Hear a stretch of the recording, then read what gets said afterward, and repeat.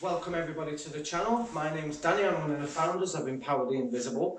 So just briefly, how we've come about, where we've come from, was born out of a need and something we identified. So in another role of supporting an adult male survivor through the court process, was at court with him, so we was at a trial.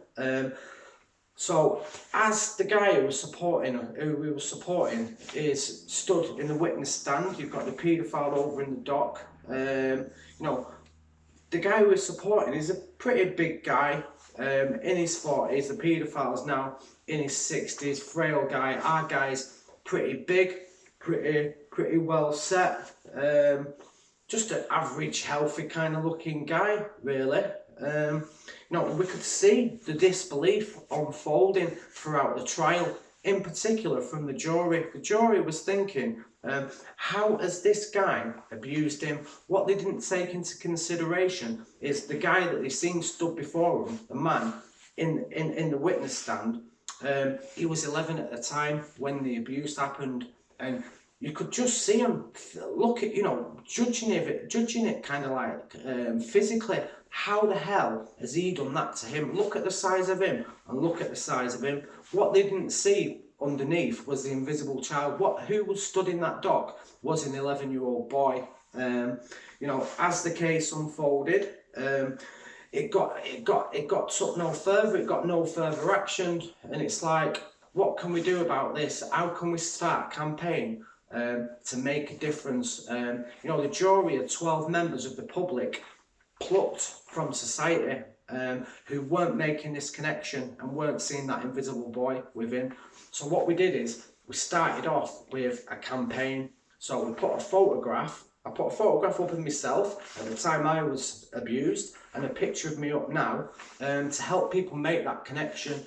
And the slogan underneath it was, help us make help us make the invisible boy within the grown man visible. We put these pictures up online, and it just exploded from there. So within about 6 weeks, we took 105 disclosures. That's people coming forward who wanted to share their recovery. What we wanted to do, the aim of that was help inform society's views and help people see that invisible boy or that invisible girl within, kind of like sort of shining. We're really grateful for all those people who took part and shared their recovery. It had a massive impact amongst the survivors community, but amongst the public and amongst professionals as well.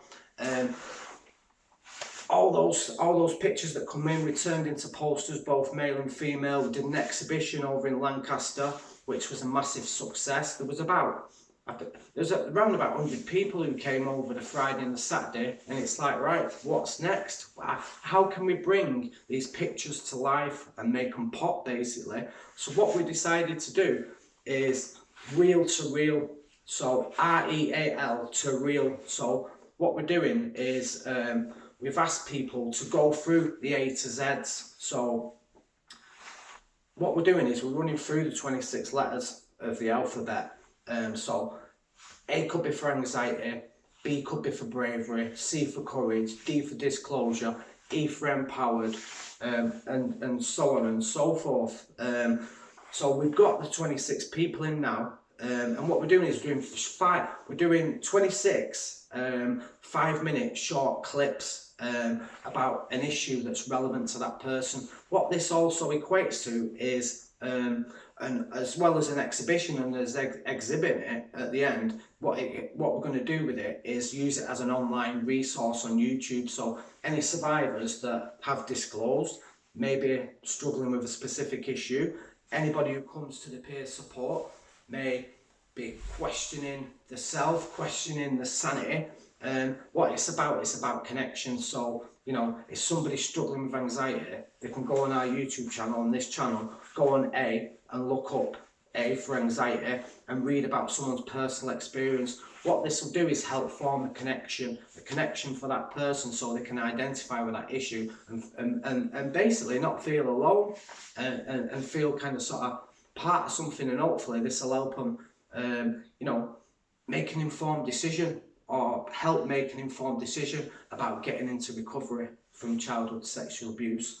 We've not only got survivors taking part in this, we've also got professionals as well. So for anxiety, for example, for professionals, it might be anxious about taking a disclosure. Is this person going to explode into a million pieces if you know, I approach them with a subject? So let's use a drug worker, for example. So someone's using drugs the majority of their life.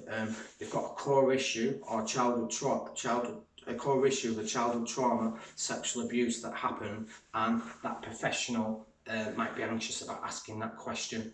So what we're trying to do is alleviate all that with this resource that we're producing. So we've got 26 survivors, and we've got 26 professionals as well who are taking part in this from all different walks of life. So you know, we've got police officers, we've got mental health workers, we've got drug workers, we've got ISVAs, we've got all kind of people, and it's going to be a really interesting exhibition as well as an online resource. So what we're going to do when we've gathered all these video clips in, is put it together and have an exhibition, and make the exhibition that we did previously, the Invisibles exhibition, come to life and pop, basically. So if you're interested in taking part in this exhibition, you can email daniel@empoweredinvisible.co.uk or rose@empoweredinvisible.co.uk or wayne@empoweredinvisible.co.uk. Any questions, any queries, any ideas that you might have to enhance the exhibition, please get in touch. Thank you. What we also do at Empowered Invisible, we run peer support groups as well, because, you know, myself, from my recovery, what benefited me was speaking to other peers, other people who've been through the same as what I've been through, or similar to what I've been through, come out the other end and was in recovery. The whole thing about Empowered Invisible, our whole ethos, is to show that we do recover, and recovery is possible.